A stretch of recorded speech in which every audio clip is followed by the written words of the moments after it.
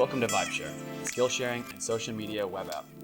My name is Jimmy, and the inspiration for this project came about after observing the hardships of many musicians, artists, performers, DJs, and others who during the pandemic and lockdown found themselves out of work, seeking new and better ways to spend their time.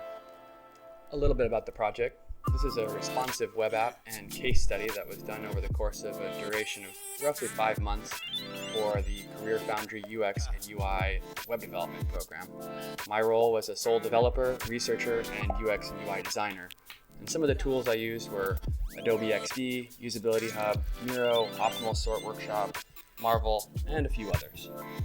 During the course of the study and research, what we found was that artists and music lovers really needed a place to connect and vibe free from the constraints and distractions of mainstream social media, providing a safe and uniquely tailored musical space for everything from tutorials to tutoring, new releases, playlists, music videos, equipment, news, events, exclusive artist content, anything that is really focused and driven by music, and make it a place that's explicitly for music, cutting out a lot of the other social elements of other social media apps. Creating a community essentially for artists is the best way to help encourage their growth and encourage them to keep learning.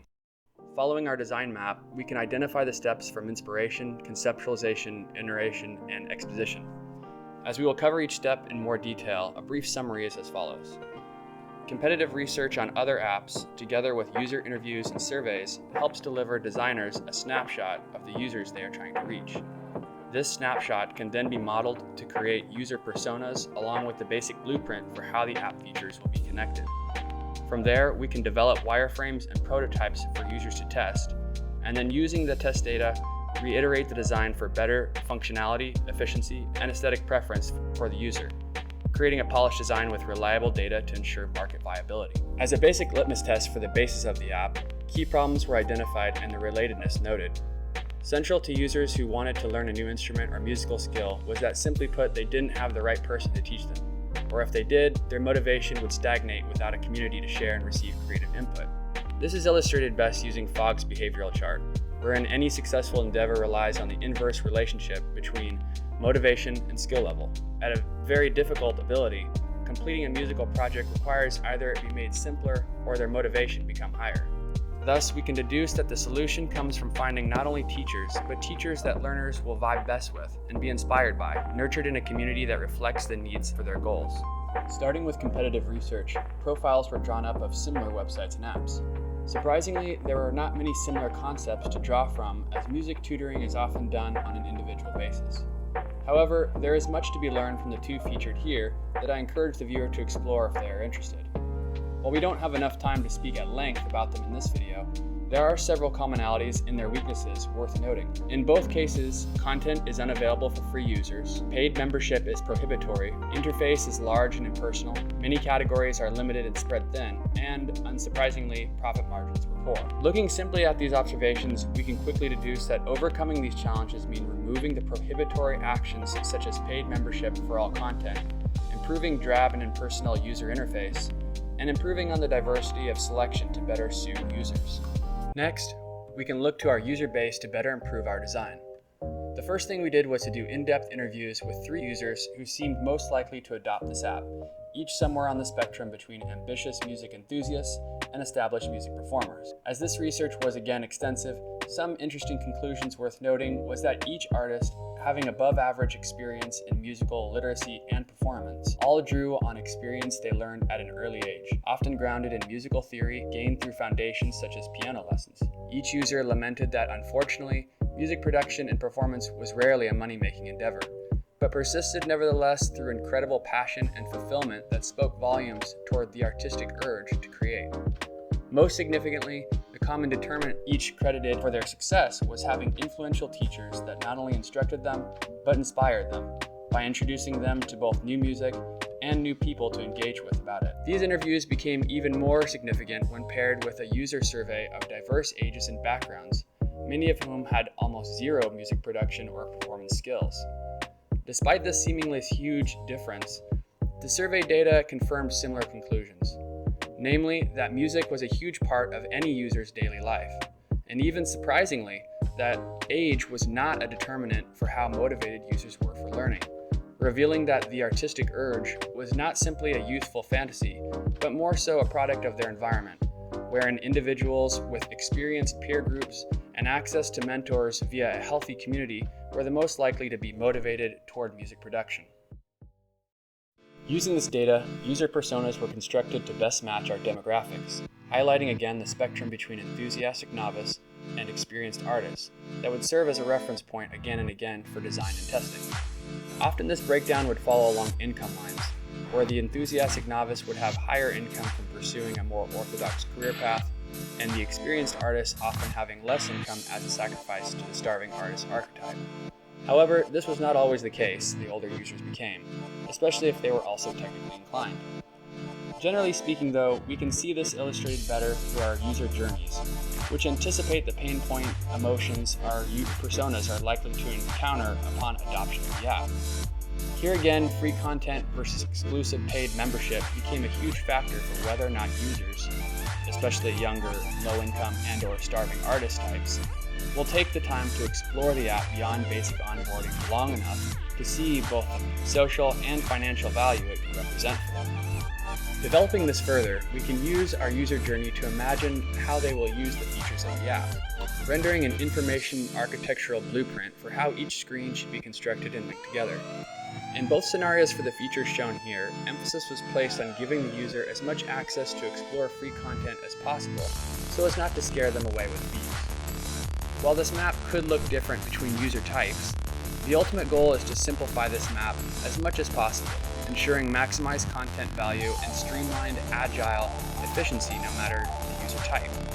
This essentially yielded a profile-oriented app, wherein the majority, if not all content, would be user-generated from user gain, anchoring users in the app firstly through the perceived benefit of available free content, and gradually encouraging them to post their own content and/or subscribe to experts to polish their skills further. From this architecture, low to mid-fidelity wireframes were constructed, starting as a simple hand drawing and slowly evolving into a high-fidelity prototype with subsequent iterations. As a mobile-first approach, design priority was developed on a smaller mobile screen to ensure its responsibility later for desktop and other device use.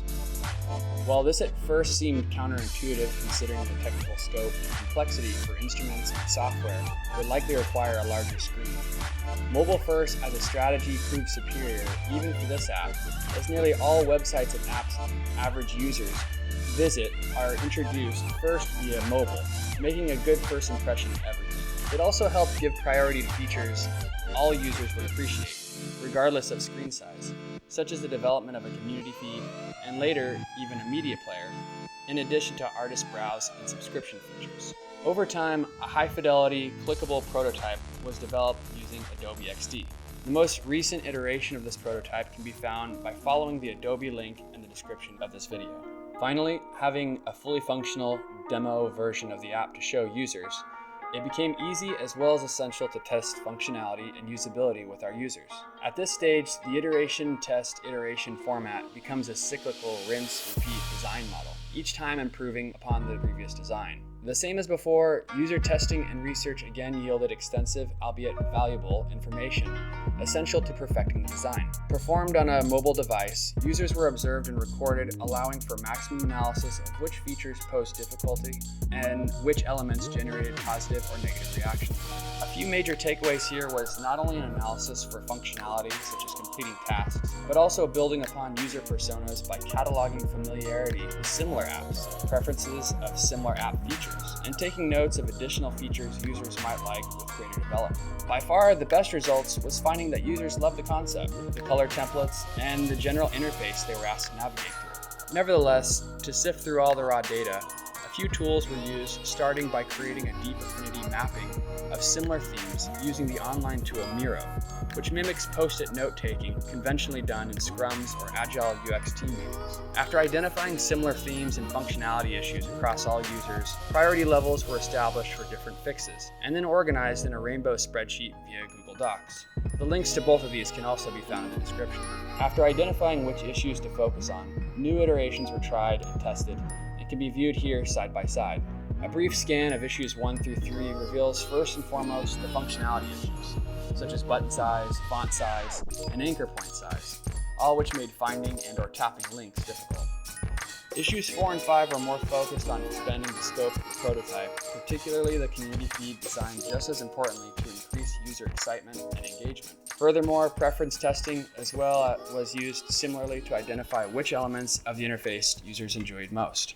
Moving into the last stage of polishing the app, and equipped with the feedback from usability and preference testing, a design language system solidified. Using Gestalt grouping properties, much of the profile was revamped to pair words with icons and large, easy-to-navigate buttons.